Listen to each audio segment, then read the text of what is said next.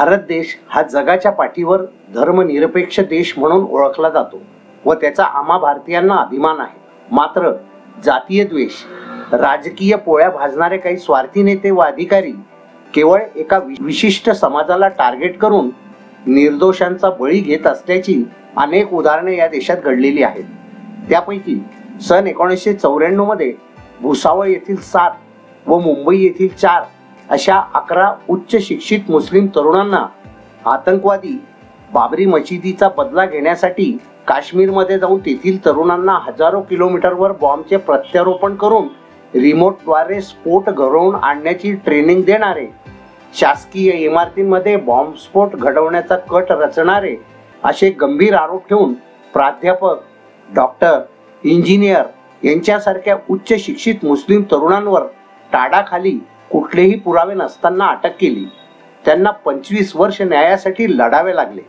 त्यांच्या निर्दोष असल्याची खात्री असल्यामुळे जमियतुल उलमाए हिंद यांच्या अथक परिश्रमाने 27 फेब्रुवारी 2019 रोजी टाडा कोर्टाने सर्व 11 तरुणांना निर्दोष सोडले. जवळजवळ अर्धे आयुष्य आतंकवादाचा कलंक घेऊन जगणारे हे तरुण व त्यांचे कुटुंबीय सामाजिक आर्थिकरित्या एकाकी पडले होते. शासनाच्या निर्दोषांना त्रास देण्याच्या हेतूने केलेल्या खोट्या केसेस या 11 तरुणांचे 25 वर्ष वाया घालवले म्हणून त्यांना काय भरपाई देणार आहे? पुरावे नसल्यामुळेच ही केस सरकार 25 वर्षापर्यंत लांबवीत आली होती. शेवटी सुप्रीम कोर्टाने हस्तक्षेप केल्याने 25 वर्षे उशिरा का होईना त्यांना न्याय मिळाला. मात्र या निर्दोषांचे निम्मे जीवन खोट्या आरोपांमुळे वाया गेले. त्याच्या भरपाईसाठी भारत देशातील तथाकथित देशभक्त नेते कायदा बनवतील का? सत्ता प्राप्त करण्यासाठी अध्यादेश काढणारे राजकीय नेते या निर्दोषांसाठी अध्यादेश काढतील काय? खासदार आमदारांचे मानधन वाढविण्यासाठी कुठलाही विरोध न करणारे स्वार्थी राजकीय नेते अशा देशभक्त व निर्दोष उच्च शिक्षित तरुणांसाठी काही कार्यवाही करतील काय? असा गंभीर सवाल वरील 11 तरुण करीत आहेत. हीच का ती देशभक्ती? हीच का ती धर्मनिरपेक्षता? असा प्रश्न राज्यकर्त्यांनी स्वतःच्या मनाला विचारावा व आर्थिक लोभापायी सरकारच्या ताटाखालचे मांजर बनणाऱ्या मीडियाने सुद्धा याबाबत आत्मपरीक्षण करावे. NDT साठी एजाज शाह, जळगाव. पर जो इल्जामात थे वो ये थे कि मैं कश्मीर गया हूँ, कश्मीर में वहाँ पर हथियार चलाने की, बम बनाने की ट्रेनिंग हासिल की और वहाँ से वापस आकर भुसावल के अंदर कुछ 7-8 लोगों को ट्रेनिंग दे रहा हूँ, जो मेरे अपने खुद दोस्त अहबाब और मेरे दोस्त भाई लोग हैं. ये इल्जामात मुझ पर लगाए. उसकी वजह ये बताया उन्होंने कि मैं जो है बाबरी मस्जिद और के बाद में बाबरी मस्जिद की शहादत के बाद में जो फसादात भड़के थे बम्बई का, और उन लोगों का बदला, मतलब मुसलमानों की बेइज्जती हुई, हमारी खवातीन की बेइज्जती हुई, उसका बदला लेने के लिए मैंने ये इक़दाम किया हूँ. और आज अदालत ने उस तमाम इल्ज़ामात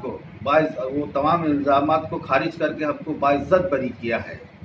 यही चीज़ हम हिंदुस्तान की सेकुलर पार्टियों से सवाल करना चाहते हैं कि जो मुसलमानों का सियासी और समाजी तरक्की चाहते हैं, अब वो इन हमारे 25 सालों का मुआवजा किस तरह, कौन सा कानून बनाकर हमको देंगे.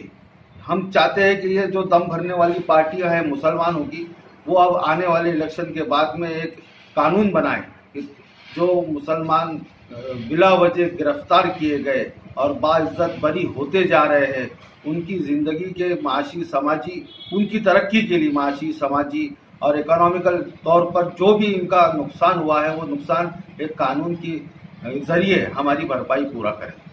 ये जो झूठा मुकदमा जमील भाई के नाम लेकर हम लोगों को फंसाया गया है कि ये जो है इस तरह के मामलात कर रहे हैं, ये हम लोगों को तरबियत दे रहे हैं और बम बनाना और लोगों से बाबरी मस्जिद और उसके बाद होने वाले फसादात का बदला लेना है.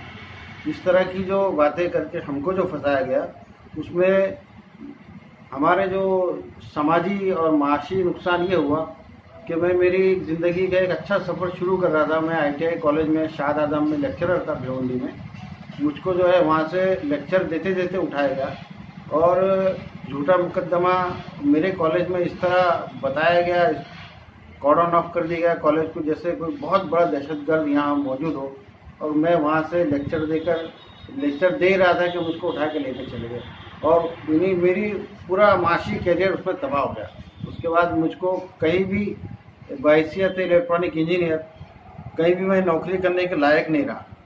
मुझ पर इल्ज़ामात इतने संगीन लगाए गए कि मैं एक इलेक्ट्रॉनिक इंजीनियर होने के नाते मेरे पास तो ऑलरेडी बहुत सारे सर्किट्स रहते हैं, मैं काम करता हूँ, तो मुझ पर ऐसा मेरे नाम पे यूँ लगाया गया कि मैं जो है एक रिमोट कंट्रोल में चला रहा हूँ और बहुत बड़ा रिमोट कंट्रोल का माहिर हूँ, जो भुसावल में अगर बटन दबाए तो आसाम में बम फोड़ सकता हूँ। इस तरह का संगीन जुर्म लगाकर और उस वक्त के तमाम अखबारात पर बड़ी सुर्खियों सह सुर्खियों के साथ में जो है मुझको बताया गया। मेरे साथ दूसरा मसला ये हुआ कि मेरी शादी उस वक्त नहीं हुई थी और मैं जहाँ भी रिश्ता ले जाता तो लोग जो है मेरे नाम के आगे टाडा जैसे केस की कलंक लगकर मुझको अपनी बेटियां नहीं देते। इस तरह मैं जो है कम से कम 10 साल मेरा रिश्ता उसमें हो नहीं पाया और मैं इस मामले में भी समाज में मेरी ऐसी हैसियत हो गई है कि मैं सब लोगों के साथ में रहते हुए भी एक अजनबी और तन्हा महसूस करता था। देखिए, ये जो झूठा मुकदमा हम 11 साथियों पर कायम किया गया था, हुकूमत ने मुकदमा कायम कर दिया और उसको ठंडे बस्ते में डाल दिया, इसलिए कि उसके पास कोई सबूत नहीं था। झूठे इल्जामात थे जो लगा दिए गए, लेकिन सबूत के नाम पर कोई चीज़ नहीं थी। इस वजह से हुकूमत ने बिल्कुल खामोशी इख्तियार कर ली। लेकिन इसका जो दुख है वो हमको झेलना पड़ रहा था। वो इस तरह से कि शहर में, रियासत में कहीं भी कोई फसाद हुआ, कहीं बम ब्लास्ट हुआ तो हमको बुलाया जाता था पुलिस स्टेशन में कि ये है या नहीं, चेक करो। तो ये ज़हनी अजियत हमको होती थी। इसी तरह हमें उम्रे को जाना है, कहीं बाहर जाना है, तो पासपोर्ट हमारे नहीं बनते थे। तो ये मसाइल को देखते हुए हम खुद पहले औरंगाबाद हाई कोर्ट गए कि हमको हमारी एफआईआर पेश की जाए, लेकिन वहाँ से एफआईआर पेश नहीं हुई। वहाँ से ये ऑर्डर हुआ कि इनकी चार्जशीट जल्द अज जल्द पेश की जाए। हाई कोर्ट के ऑर्डर पे चार्जशीट पेश की गई, लेकिन फिर भी हुकूमत ने पेशकदमी नहीं की, इसलिए कि टाडा के लिए स्पेशल जज चाहिए और स्पेशल पीपी चाहिए जो गवर्नमेंट अपॉइंट नहीं करती थी। हमको इसके लिए फिर सुप्रीम कोर्ट जाना पड़ा और सुप्रीम कोर्ट से जाकर हमने वहां पर एफआईआर पेश की और केस से हमको खारिज करने की एप्लीकेशन डाली। उसके नतीजे में 2017 में सुप्रीम कोर्ट, 2016 में सुप्रीम कोर्ट ने यह ऑर्डर किया कि 1 साल में इनका केस जल्द अज जल्द चलाकर खत्म किया जाए। और हमारे उस जाने के नतीजे में अल्लाह का शुक्र है कि ये केस अगरचे के 1 साल में खत्म नहीं हुआ, उसको 2 मरतबा फिर 6-6 महीने की मुद्दत बढ़ाकर लेनी पड़ी।